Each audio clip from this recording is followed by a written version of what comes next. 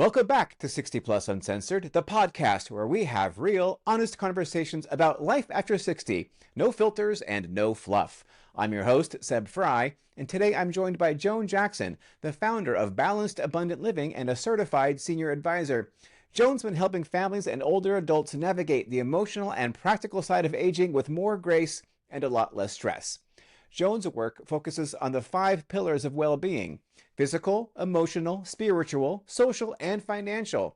And she's on a mission to help people thrive, not just survive, through life's transitions. We're going to talk about caring for aging family members, why self-care isn't selfish, and how caregivers can find renewal while supporting the people they love. Joan, thank you so much for joining me here on the podcast today. How you doing? Doing great, Seb. Doing great. Thank you so much for having me. All right. So, a lot of people might not know who Joan Jackson is. So maybe just take a couple minutes and introduce yourself, if you would, to our listeners. Certainly. I am Joan Jackson, a proud baby boomer, the owner of Balanced Abundant Living LLC, and the founder and content creator for my website, balancedabundantliving.com, geared towards family caregivers and their loved ones. It's focused on vetted, credible information resources that can help people who are family caregivers. And as Rosalind Carter said, we're either going to be caregivers, we're in the middle of being caregivers, or we're going to need caregivers in life.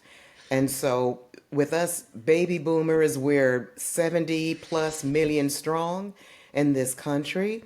And there are a lot of Gen Xers who are taking care of their family, their elders, and they have children and they're working, and they're called the sandwich generation. Yeah, that's a lot of people for sure. I mean, tens of Absolutely. millions and maybe more than 100 million, probably, Oh, maybe sure. 200 million at this point. I mean, it's just so many people. But Hmm. tell us a little bit about your background. So, like, where are you from, and Sure. where has your life journey taken you, and where are you today?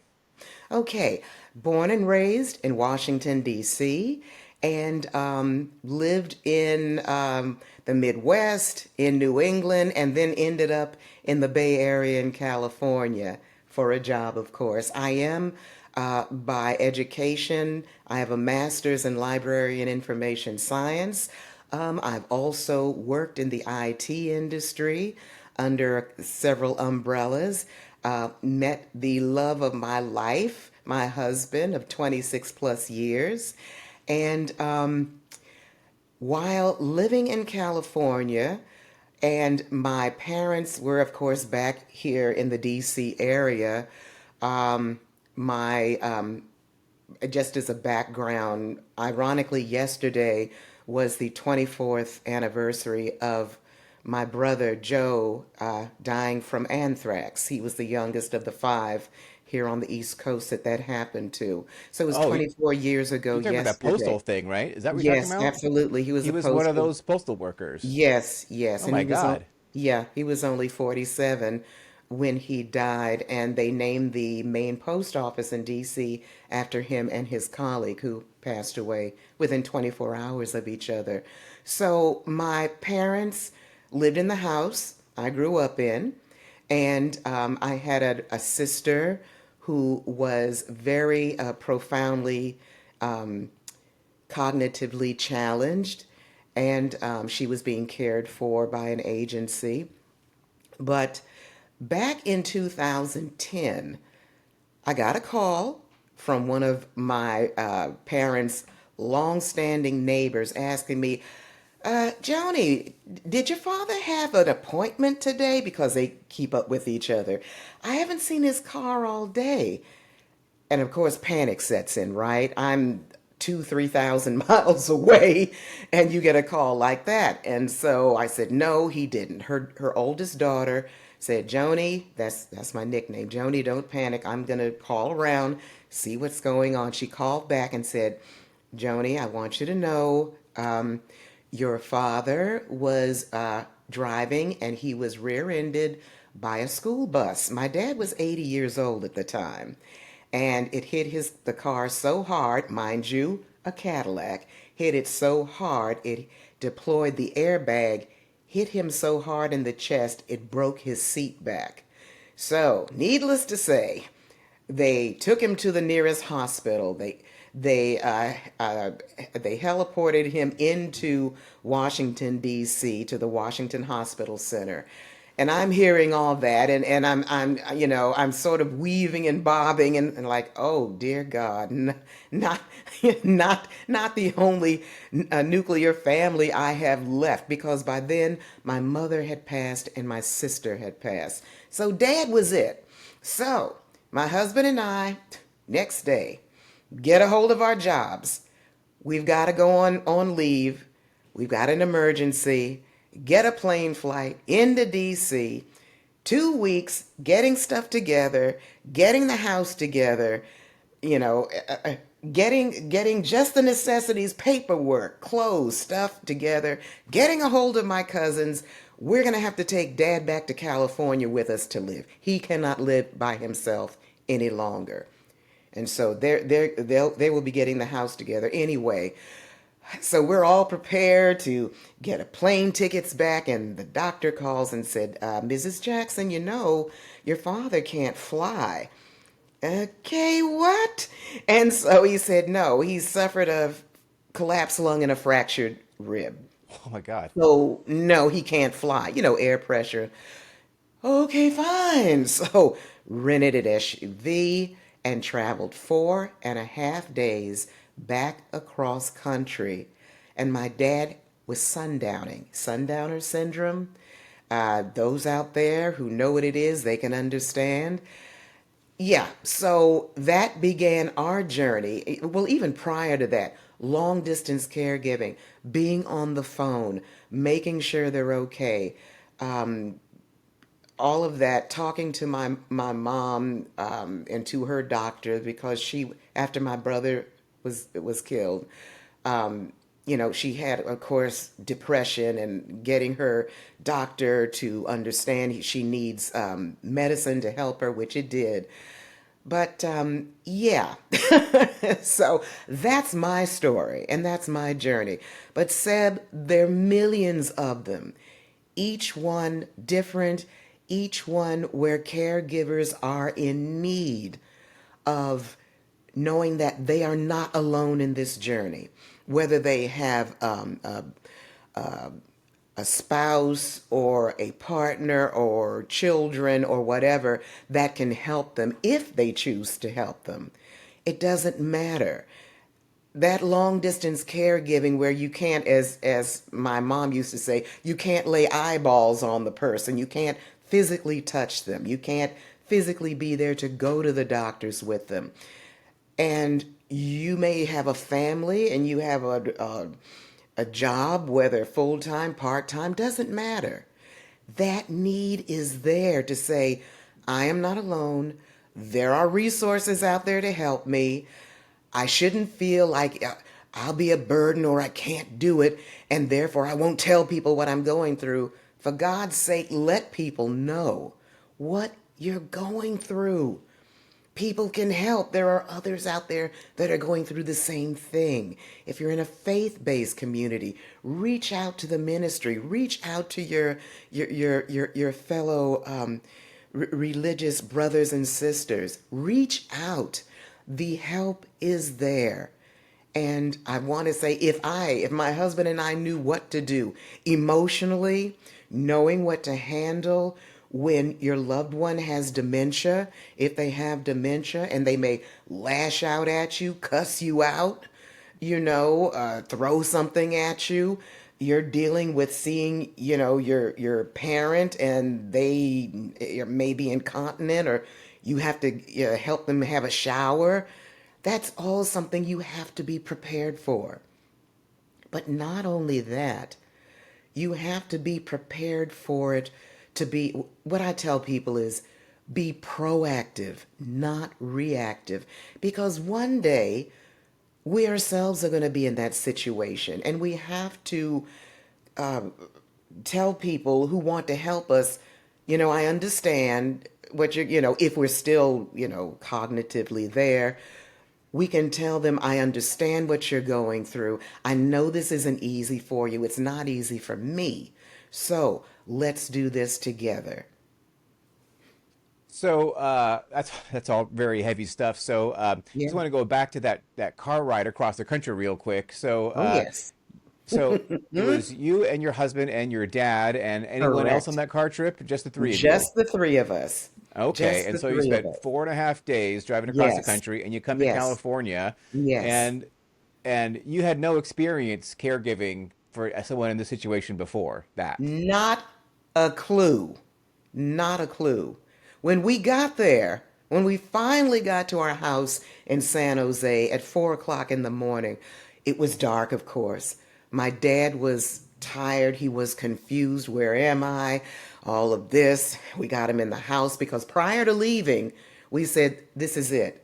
Our lives as we know it will no longer be the same. Not that we resented that, but we were prepared for it because we love our parents. And so we got a first floor room changed into a bedroom for him with the powder room next door to where he was. And so we got him in. We finally convinced him, get some sleep. My husband and I dragged ourselves upstairs, turned off the light.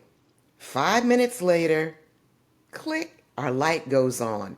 My dad had come upstairs and said, "You've got to come downstairs. Your Aunt Mabel's grandchildren are down there and they need to know this, that, and the other."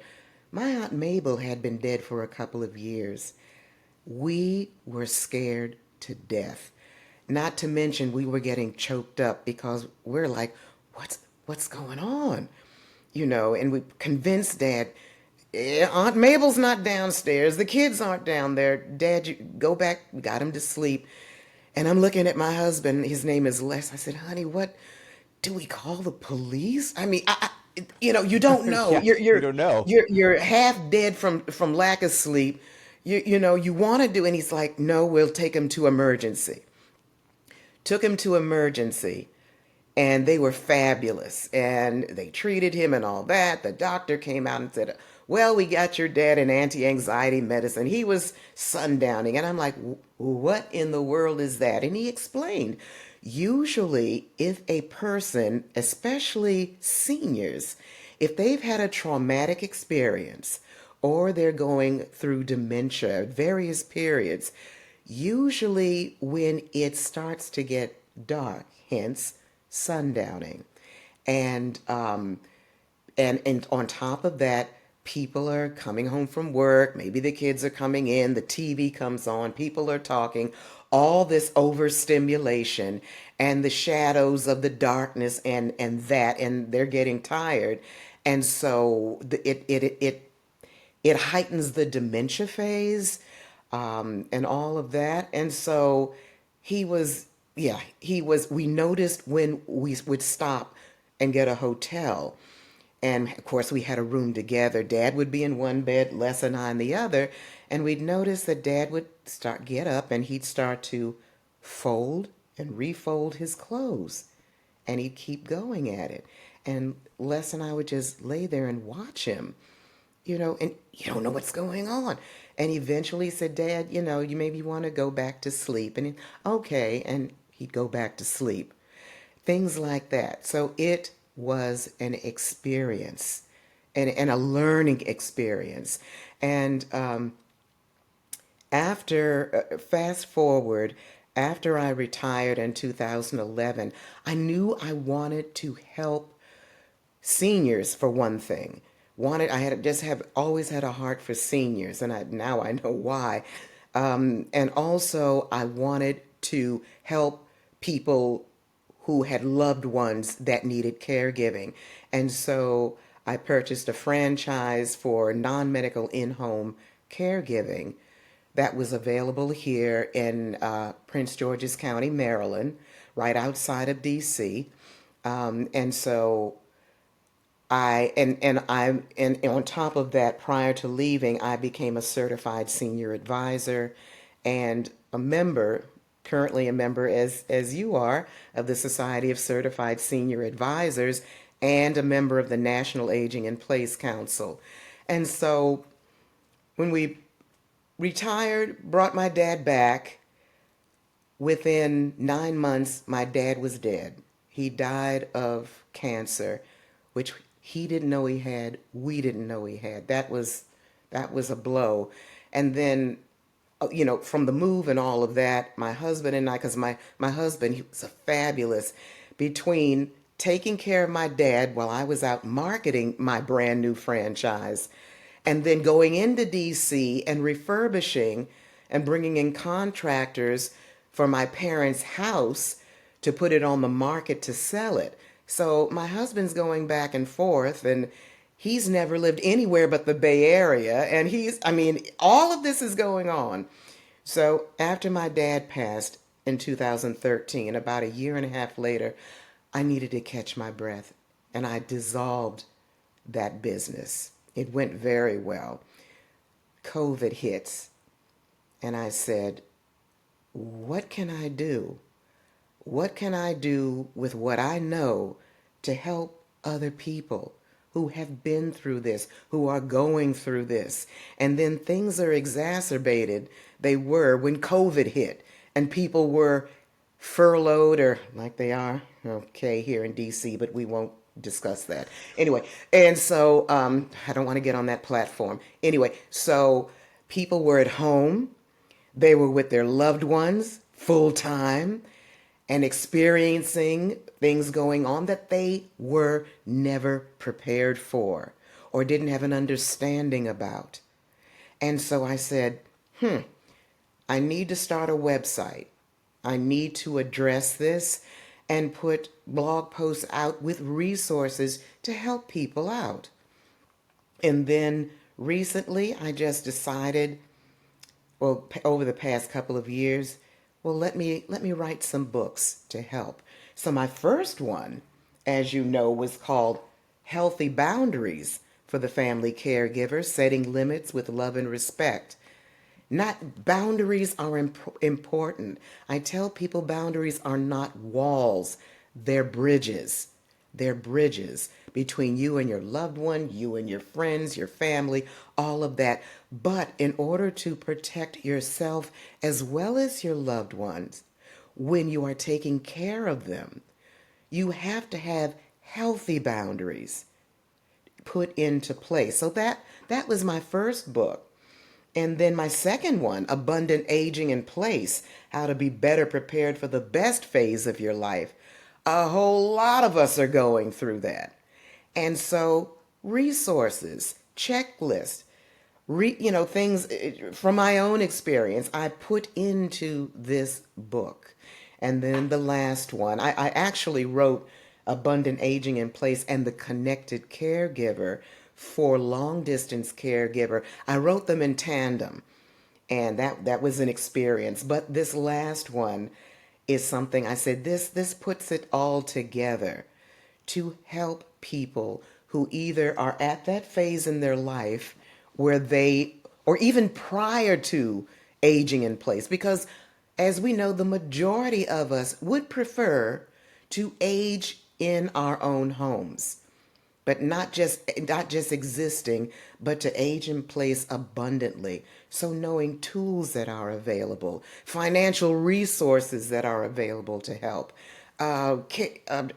support groups, the whole gambit, things that are in our community, things that are on the national level. And so, yeah, that's where I am right now. I decided to start an LLC, and as of this week, I have finished with a colleague who is helping me out. I have finished putting together a online self-paced course for boundaries and family caregivers, which will be put up on Thinkific very soon. And so, yeah, reasonably priced for people. And that's another resource that can help people, with tools, and they can go back to ad infinitum to help them out, to let people know they are not alone in this journey.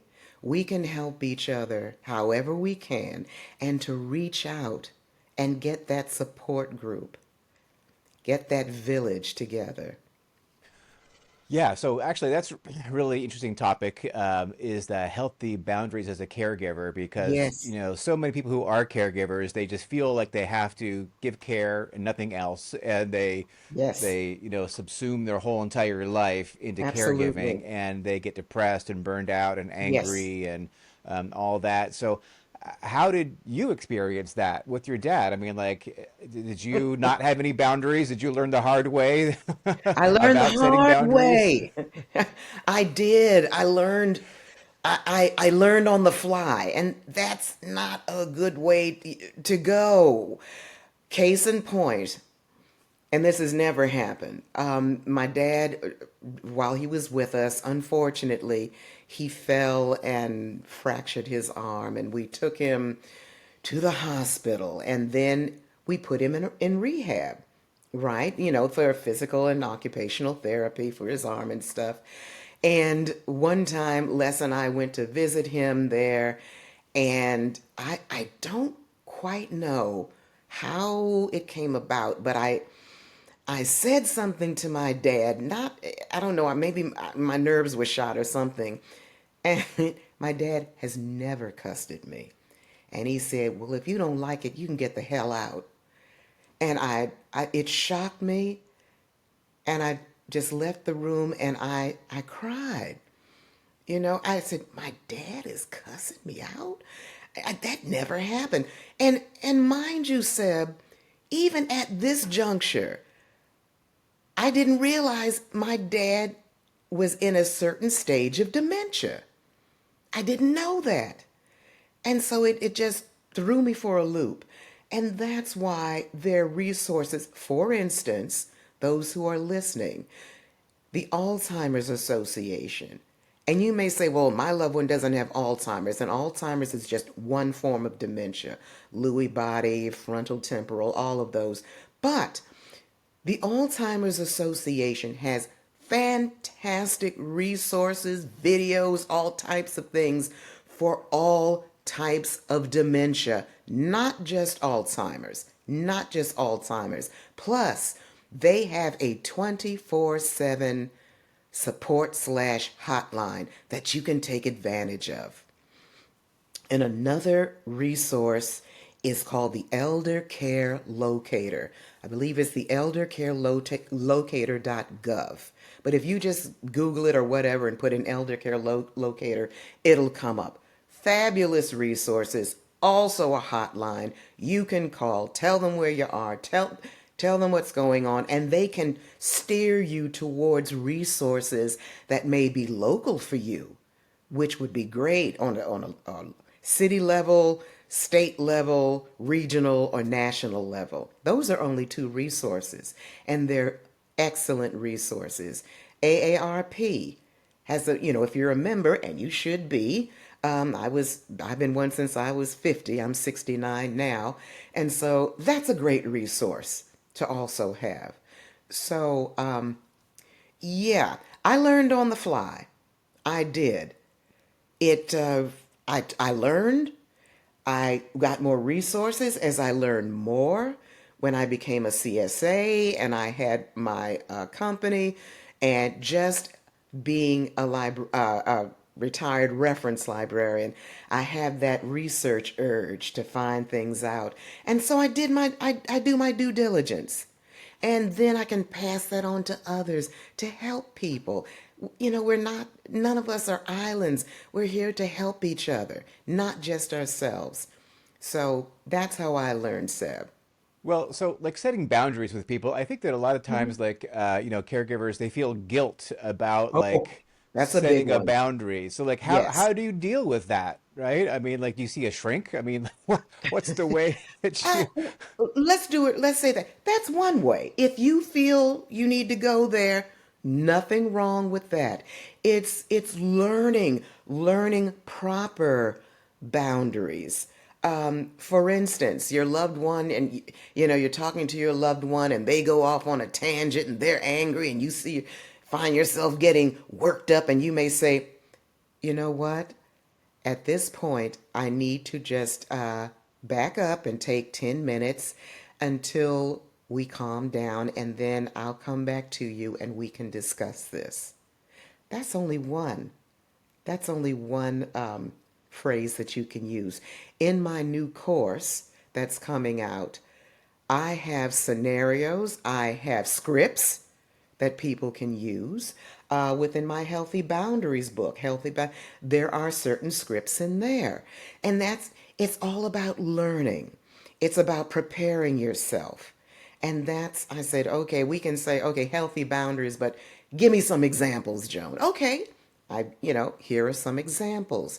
Here are some tools you can use to prepare yourself, not only with your loved ones, but a lot of folks have these extra special relatives or siblings that just love to give you advice and say, oh, I think, you ought to do it this way. And then you call on them and there's radio silence.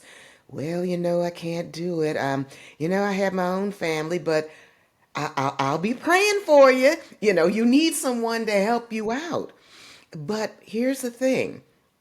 I'm a firm believer, although, I didn't have that luxury. My brother had passed, and of course my sister had passed, but she was not in a position to help, of course. But I didn't have that family there to call on and say, you know what, I need your help with Dad, and I can take this on at this time. See if you can do it this way. Now, that's not being guilty. That is being healthy. That is being healthy. You need to reach out for help. You may have close friends. You may have neighbors that want to help you. Reach out to them and get things put into place and say, I need time off. I need respite. Respite care is so important. That needs for you to take a breather, whether you need to go to a hotel for a day or two and just catch your breath, go get a good massage, go to the movies, something that, just go out for a good walk or whatever. Just have that time for you to recharge. That is so important. So, boundaries in terms of setting time for yourself, or saying, for instance, you may have a sibling that or a couple of siblings helping you out, but they want to call you every time something comes up and they don't know what to do. You have to say, here's a script. You know, I know Dad needs this now. However, I can't take any calls after 8 o'clock or 9 o'clock in the evening, and not before 7 o'clock in the morning. I have to get some rest. And then even having families, and you all have like a group chat. Say, okay, let's get together, and you find out what's comfortable for everyone. For instance, let's have a group chat and check up on things by Zoom or whatever Sunday afternoon at 3 o'clock. And let's have an update on things. Having people on the same page is so important. Having like check sheets or logs or whatever online, there are tools for that, where people or loved ones or hired caregivers can come in and check things, where you can check things. There are so many resources now that can be put in place to have healthy boundaries for yourself, having healthy boundaries with your loved ones' physicians, for instance. And God bless them, they know their stuff, but they may want to recommend or say you should do this or that, and you can say, I really appreciate this information you're giving me, but I need this tailored to my family's specific needs. Can you recommend something else? Now there's a script for you. It's not disrespecting your physician or social worker or whoever, but it's saying you're saying to them, I hear what you're saying, but that's not going to work for me or my loved one or my family members. Can you recommend something else? So having those scripts in place is so important.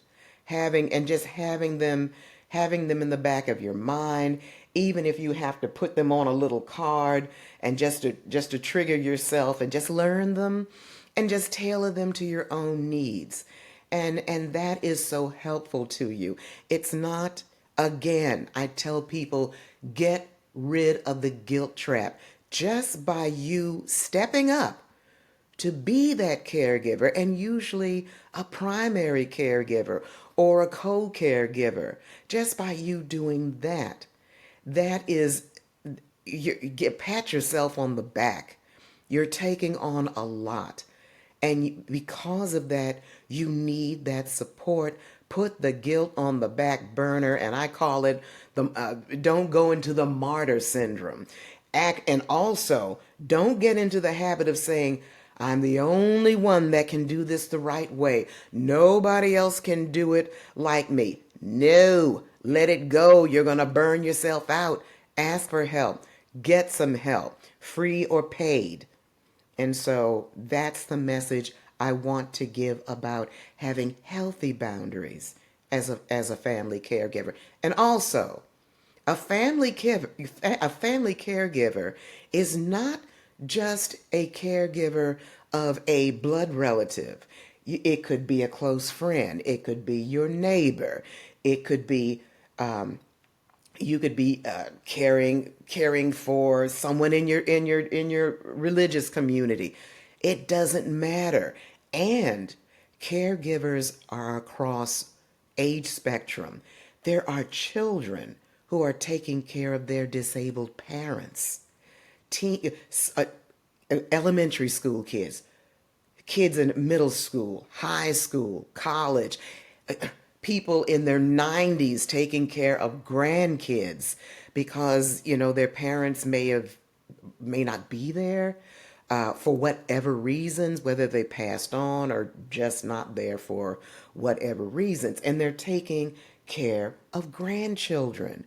And you look at that, and the sandwich generation going through it. They are going through it. And especially now because the majority of them are in the workforce and baby boomers as well. So you look at that and you say, there, as you said, Seb, there are millions just in this country, millions and millions of people in this situation. And that's why I want to help as much as possible. Yeah. So, you mentioned earlier that there's so many resources. And to Hmm. me, I'm going like, yeah, there are so many resources, but it's like a jigsaw puzzle, right? I mean, like, Right. because like every every person is different. Every person who needs care is different. Every caregiver Hmm. is different. Every Hmm. like geography is different. And the Hmm. resources are not uniform across Hmm. all parts of the country. And Correct. depending how much money you have or the lack of Which money you have, you may qualify for exactly. some things and can do other things.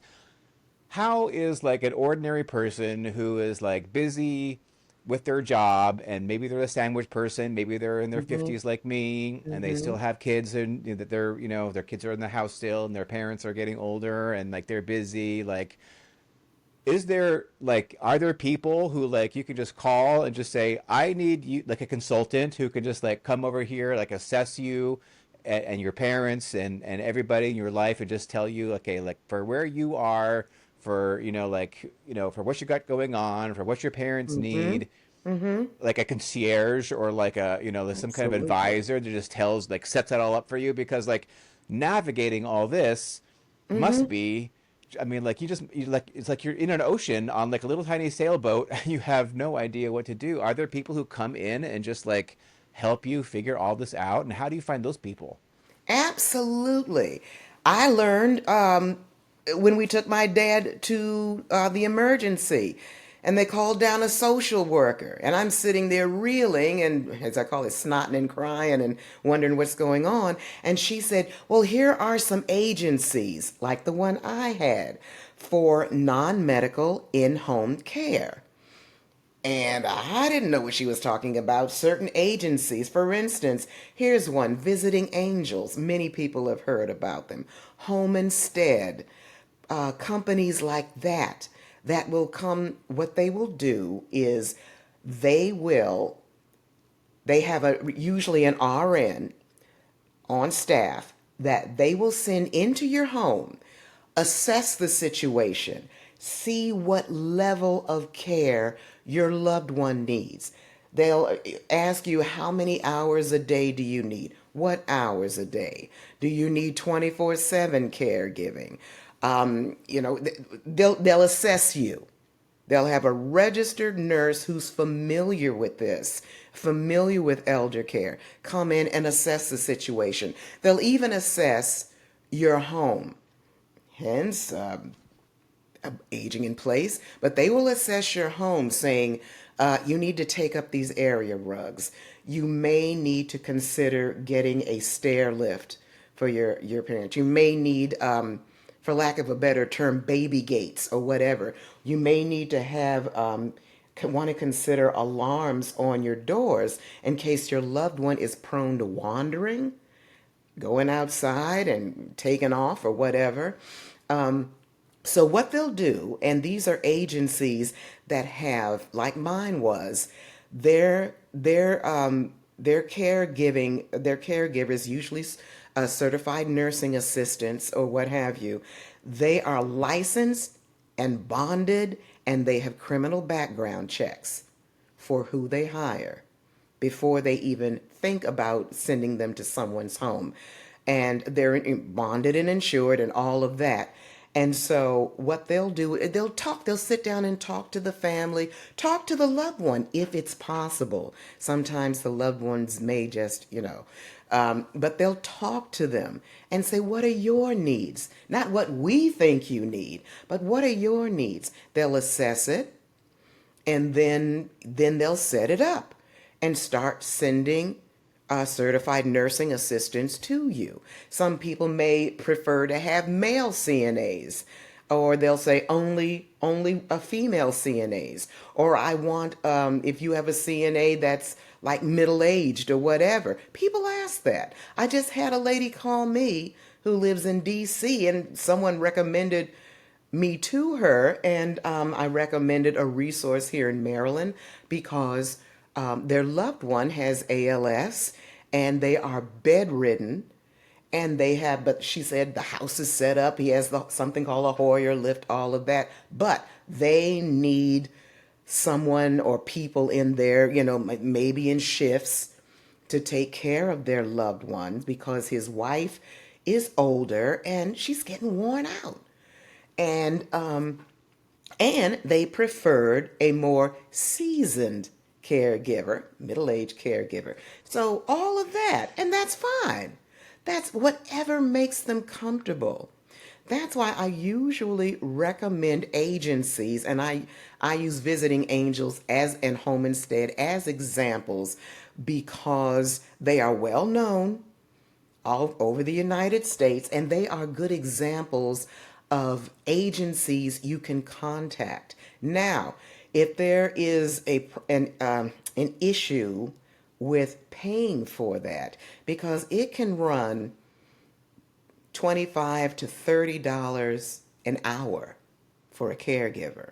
Or in the Bay So, Area, 45 or 50. absolutely, New York, probably the absolutely. same. Yeah. Right. It's a little less expensive in Maryland, a lot more expensive in DC, and slightly less expensive in Northern Virginia, Alexandria and Arlington and places like that. So it depends. It depends. I would also recommend people, as I said before, well, here's one. On a more local level, if you look up your area agency on aging, okay, try to get information from them first. If you are a veteran or the spouse of a veteran, I would highly recommend contacting well, now I don't know what's going on with the layoffs, but I won't get on my soapbox, but get a hold of va.gov. Try to get a hold of your local ones because in some instances, they have veterans who have been vetted who will come in, I believe, for free and be a caregiver for you or your loved one. So that's something to keep in mind because we have tons of veterans all over the country. Take advantage of that. So the VA is another great resource for those who have been in the military, who have actively been in the, who are either actively or retired veterans and their spouses. So that's something to look into. And again, the elder care locator. So looking locally with your area agency on aging, statewide, there are most states they have a statewide resource department for people within that state. They can steer you in the right direction.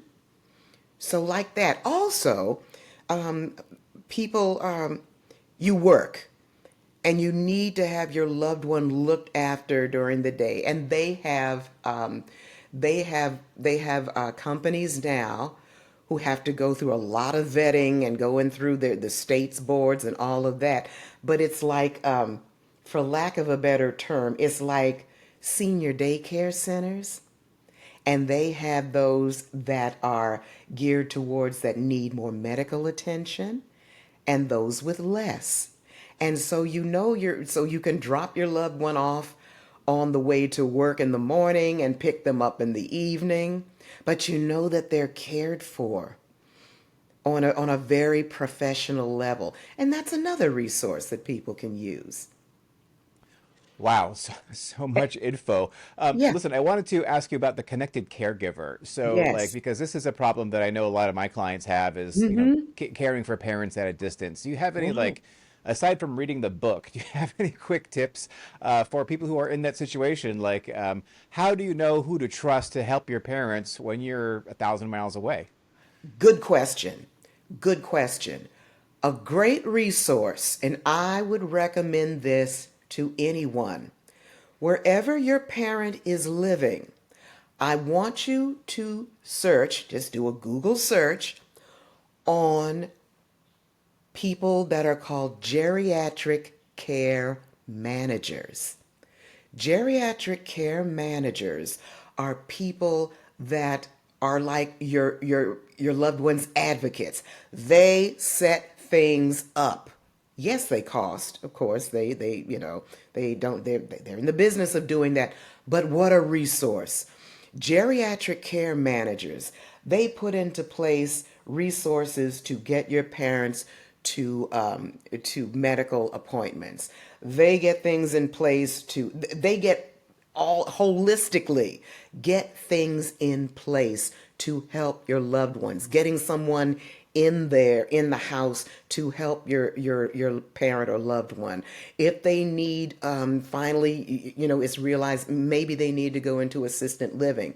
The geriatric care manager will research that and do that for you. And they'll keep in communication with you. So they're like you being there with your parent. A geriatric care manager. And there is a national association of geriatric care managers. I'm saying that, but that's not the actual title. But just looking up on Google, the National Organization for Geriatric Care Managers.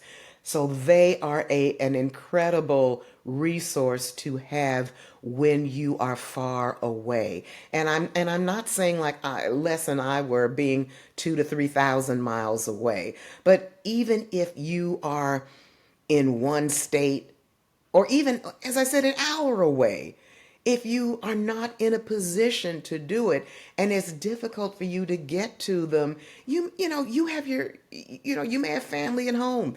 Things are going on there. You're burned out. You need to take care of your family, but of course you want to take care of your loved one as well. Call on a geriatric care manager. They are an excellent resource and they're worth the money to do it. Now, here's another thing. Check to see if your loved one has long-term care insurance. Check to see if your loved one has an insurance policy that can be cashed out. Okay, or if you even do it.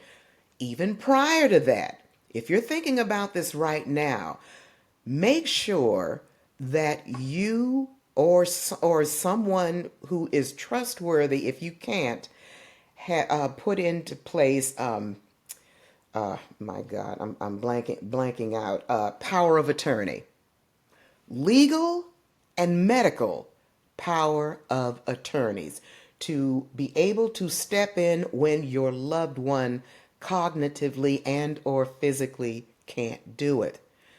Do that for yourself. Certainly do that for your loved ones.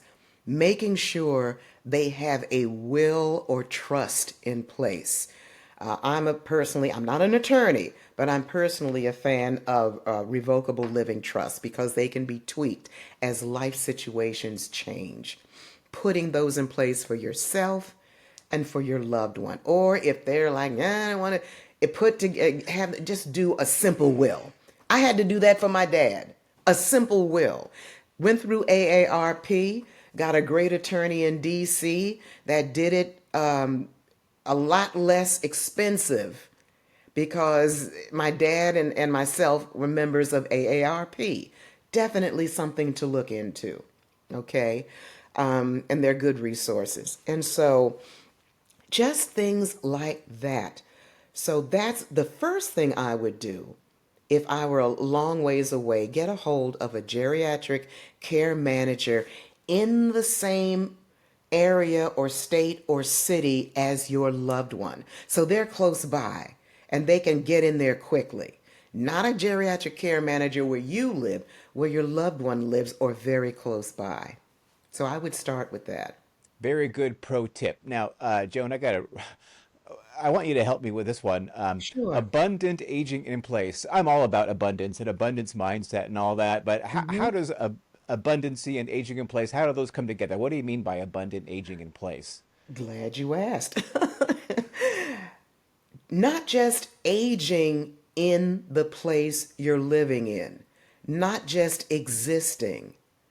I base it on a verse from a scripture from the Bible, John 10:10, where Jesus said, "I come that you have life and you have it more abundantly."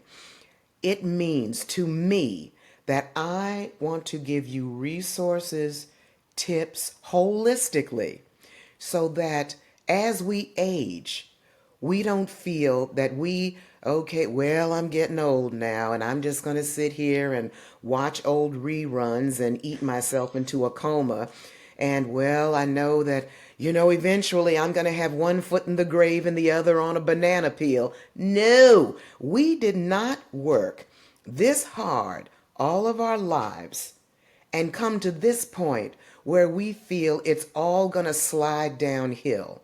I put resources together for not just aging in place, but abundantly aging in place, taking care of your health, getting exercise. And do I mean you have to run a marathon? No, just get out there and walk. And you're saying, well, I can't afford a gym, or where I live, walking around in the neighborhood may be a little sketchy.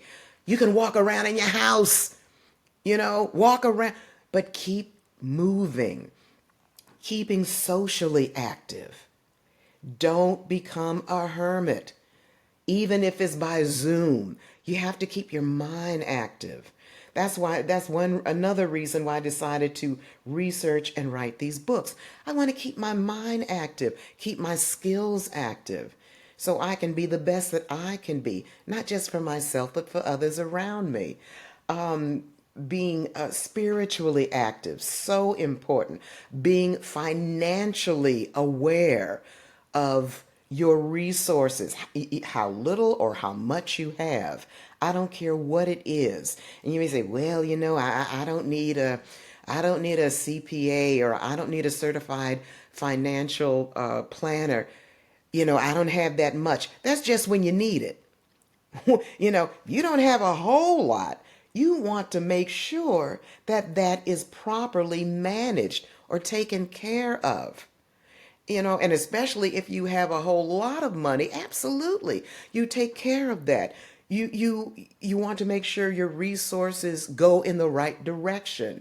If you're charitable giving, taking care of your home, wherever that may be.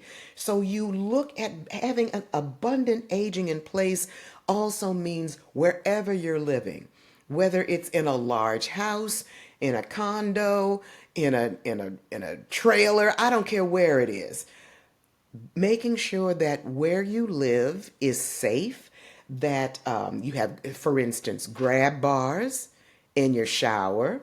You have proper doorknobs and handles if you may have arthritis. If you need a ramp while you have to go in and out of the house, or even a ramp for your loved one to get a wheelchair out. There are so many things, so many resources you can do to make aging where you are, hence aging in place, more careful, more happy, and a more abundant. That's where I came up with that idea. Well, that's wonderful because I think that a lot of people don't have such a sunny outlook on like life after 60 Mm. or life after 70. But I think that a lot of people really have wonderful lives, Mm-hmm. post 60. Like you yourself, you look like you're in the prime of health, right? I mean, like Well, so do you it like didn't come easy, Seb, did come but easy? So like, what yeah, do you do? I mean, you look like you're doing great. So like, thank you what again. personally do you do to like Mhm. come off like looking so awesome? Like, what do you what's your workout like? Do you like Okay. eat high fiber foods or like what are you doing to like stay sharp? Because you look like you're on top of it. Thank you. Well, my husband, who will be 76 next month, and I'm 69, I'll be 70 next year. We, even when we were in California, and of course, Seb, being in the Bay Area, the weather is gorgeous. So all year round, we would go hiking, being out in nature, walking. We like to cycle. We like cycling. We go to the gym, but even here in the house, we have a relatively large house because we purchased it at the time because my dad was with us and we wanted it large enough so if Les's dad needed it, he could come and live with us. So we have a pretty large house. But down here on the lower level, we have, for instance, a Peloton, a treadmill, and an elliptical, and free weights. So when the weather here on the East Coast, and we have 4 seasons, so when it gets crappy, whether it's too hot and humid, or it's raining, or it's cold and snowy, we can stay active. Keeping active is so important. Keeping your mind active, reading, being in contact with others, um, doing crosswords, puzzles. I know two of my aunts. They did the New York Times crossword puzzles every day, and then they call each other and compare notes. And they lived to a pretty healthy age, and things like that, and and eating better. Now, I'll mind you, I'm a Southern girl. I love Southern food, but I also know I can't be eating that every day. It's just not healthy. I'm eating more plant-based foods. I know because I have, and just share with this, I found out I had kidney stones. So there's certain things I can't eat now that I love, like kale and collard greens and tomatoes and stuff like that. But you learn to adjust. You don't want to come to this. I know I didn't, and I know Les didn't. I mean, and we, on the average, we cycle 20 to 30 miles whenever we cycle. We belong to a cycling group, which is mostly made up of people my age and older. And they put, we, and the path we go on, and it's an off the road trail, cycling trail, and it's 26 miles round trip. And we love it. But it's in being out in nature. I tell people, if you can, and if you feel uncomfortable, take someone with you. Get out in nature. It's so refreshing. It's so soothing. Try to keep your mind more on positive things in life. Yes, there are some wild things going on now, and no, I won't get on my political platform because we'd be here for the next couple of hours. But especially being this close to the DC area and seeing what's going on. But you have to refocus. You have to say, what's good for me? What's good? Reading, going out with friends, taking a walk, uh, anything, something. Take time for yourself. It's not selfish. It is not selfish. As I say in my first book, and I'm quoting someone, self-care is not selfish. You cannot give from an empty vessel. Well, it's like when the plane is crashing, right? They say put your own oxygen mask on first, right? There you Because go. if you're not okay, you're not going to be in a very good position to show Exactly. up for other people. And that's another quote I put in my book. If your health is jacked up, how are you going to be there for your loved one, let alone yourself? So it's about it's self-care is about being the best you can be as much as possible, keeping up with your care providers and getting the necessary checkups and boosters and shots, all of that stuff. If you're my age or even younger, get your shingle shots, okay? Please. That's very good advice. Well, Joan, we have to wrap things up here. This has Oh, been a really fabulous discussion, and it's I'm been guessing that wonderful other for me. people who are like watching this might want to reach out to you to like connect. What's Sure. the best way for people to learn more about you, to connect with you? How can people do that? I would say the best way, go on my website, balancedabundantliving.com. You can reach out to me. I have a form there where you can reach out to me and send me an email, look at my resources. If you have questions, I have my podcasts are on there. You can listen to those. I have my books on there, which are available through Amazon, either paperback or ebook form, whatever you choose. And eventually, my online course will be on there. I would encourage people to definitely purchase it. It's worth it. It's not that expensive, considering what you will get from it, and you'll have, like I said, permanent access to it.